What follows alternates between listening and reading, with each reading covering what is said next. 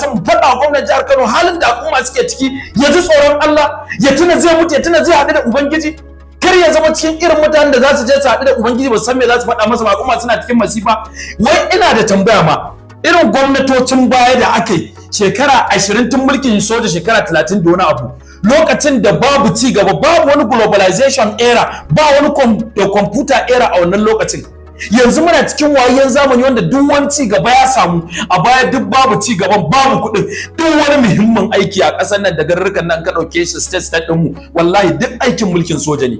Waɗannan mutane shugabannin mu in banda sata da damfara da cutar da al'umma da cin amanar talaka, babu abin da suka yi, babu abin da suka yi al'umma. Kwamar, me zai hana ku ba hanyoyin da suka dace wajen ganin gwamna maimakon ku ko media kuna aibanta wannan? Wallahi gwamnatin jihar Kano kowa ya san gwamnatin mu ce.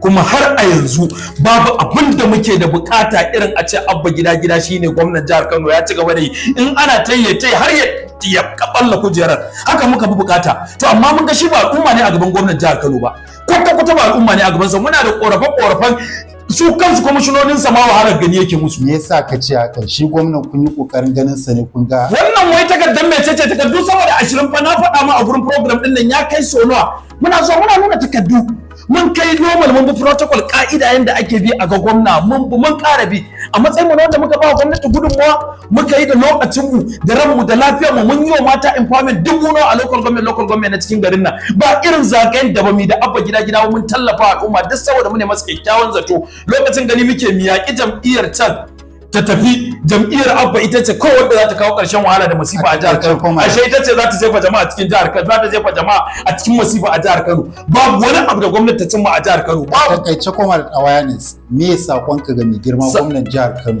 akan wannan koke? Sakona na ƙarshe da mai girma gwamnan jihar Kano, al'umma suna cikin masifa. Gwamnatinsa ta kasa cimma wata matsaya akan al'umma, bangaren ruwan sha, bangaren ilimi, bangaren lafiya, bangaren tsaro, babu wani abu da gwamnatin abba gida ta cimma, babu.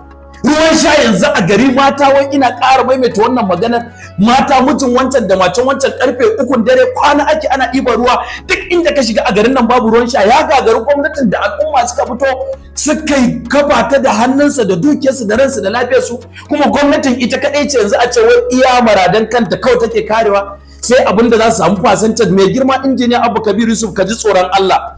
Ina ƙara maimaita, gwamnan jihar Kano ka ji tsoron Allah, ganin ka ne wa al'umma wahala. Mun kawo takarda mun yi mu ganka ya gagara ganin ka, mun gagara ganin ka. Wallahi wannan shine sako wanda muke ƙara maimaitawa. Wallahi gwamnatin jihar Kano mun dinga fafata da ita kenan, ba za mu taba daga gwamnatin jihar Kano kafa ba akan rashin ganin al'umma da gwamna baya yi. Kowa korafi yake da gwamnatin jihar Kano nan, yan jam'iyyar mutanen da suke tare da su ba su taimake su ba. Yanzu mulkin baya da aka yi, mulkin ma da muke masa kallon kamar mulki ne na banza, irin mulkin su Ganduje da ya faru a baya, mulki muna masa kallon kamar mulkin banza, sai ga wai mu muke ganin mulkin Ganduje ma shine mulkin alkhairi.